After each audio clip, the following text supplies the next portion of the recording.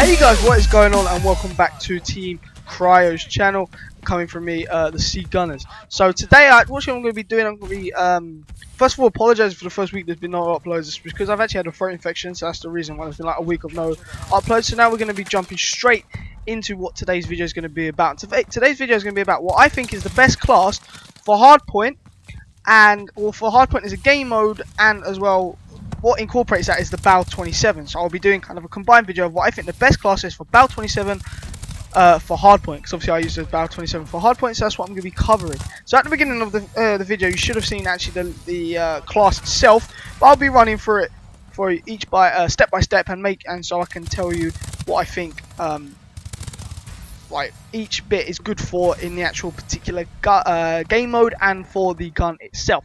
So first of all, the gun itself, BAL 27. I use the Elite Edition. It's a weapon variant called the Inferno.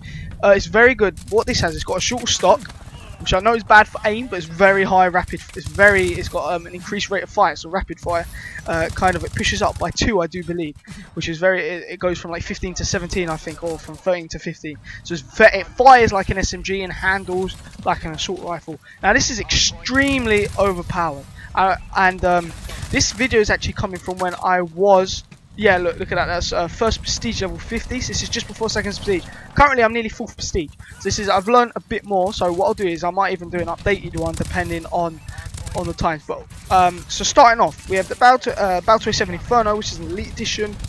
Yeah, increases the handling and the fire rate and decreases the mobility with it. But you know, when you're rocking lightweight and stuff like that, that's not really needed. So the attachments that I have on this, I actually have the suppressor, quick draw grip, and parabolic microphone. So I'll take you step by step. Parabolic microphone, just because you kind of need to be able to. You don't need to, but everyone uses silencers in this game. Well, a majority of people use silencers. So if you want to know where they are, if you're playing kind of stealth in this particular hard mode, which you can do in Hardpoint, I feel like you can get around, but you know the spawns sometimes can be very messed up, so you have to watch out for that. So yeah, use the parabolic microphone because that actually picks up the suppressor and it shows them up on the map as usual. Quick draw, because you know you want to be down in sight, start firing as quick as possible. And suppressor, you know what? I actually in the model class I actually don't use suppressor at all, because it actually takes a lot more hits at range than what I actually thought. It's a good 7-8 hits at range to get a kill, and that's like upper torso kind of shots as well, towards the head, neck, that sort of thing. So yeah, and what I actually going to do, I'm rocking the TAC 19. So there's another weapon variant called the Roundhouse. I rock that as the secondary, so it's a secondary primary weapon, okay? I'll tell you why, because when you're on a hard point and you want to get them quick kills, anyone in your face, you can blow them away. That's why I use the shotgun, the TAC 19. I use that because I feel like it's very powerful, and this particular weapon variant actually has increased range, which makes it quite overpowered as well, above the Bulldog. The Bulldog, you know, if you miss once, you can definitely get them quick rate of fire shots in, but this also, the weapon variant, increases the rate of fire as well. So it's like semi-automatic, but it's very quick at that. And on that I use the laser sight just to increase that hip fire, because you don't really aim down sight with that at all. So that's why I'll be rocking that. And obviously, right, wildcards, obviously I'm going to be using Overkill because I'm using a TAC 19 second. And I use primary gunfire to also add that third perk on your gun if you're kind of a primary fighter guy. I actually don't run that anymore. It changes. I've got 2 different classes. It changes depending on who you are. Sometimes you'll run scavenger instead of a secondary. It kind of makes sense. So yeah, so for perk 1 I rock overcharge. See, I love the invisibility in this game. I think it really works, and it's very good for getting around people. Like I'm not sure if there was a patch for it or something. When I jumped on, I found it a lot harder to see. On maps like Instinct and stuff like that, against the greenery, you cannot see them. It's really difficult, especially at range as well. So I use that to jump around quite quick and get to the hard point, to jump on that quite quickly and nicely. Secondly, I use peripherals for part 2. This just increases the range on the map. It makes it easier to see everyone, because this game is so fast paced. There's always people shooting, so you want to be able to spot them where they are. Especially if you're rocking a parabolic microphone, you can practically see anyone on the map, which is very handy indeed. And for perk 3 I use blast suppressor. Again, if you're going to go for that silence kind of stealthiness about you, use that, and it stops your exo movements being shown on the map, because to be honest, that's how a lot of people are shown. up on the map is the EXO movements, which is pretty cool.